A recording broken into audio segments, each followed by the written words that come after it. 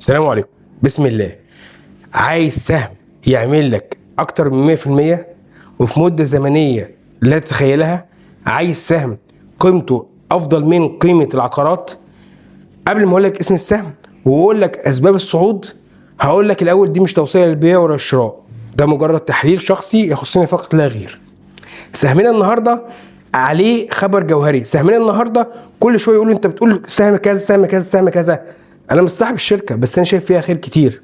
سهمنا النهارده شركه زهراء المعادي.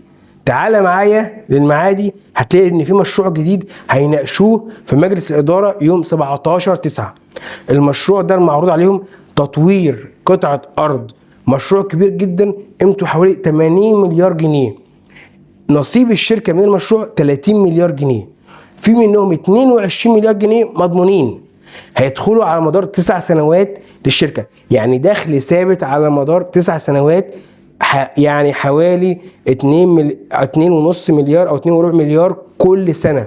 دول مضمونين اذا تمت الموافقه على المشروع، يعني عائدات دوريه، يعني كاش فلو بيدخل دايما في الشركه. الخبر ده جوهري ومهم جدا، وده بيفسر كميه السيوله اللي بتدخل في السهم.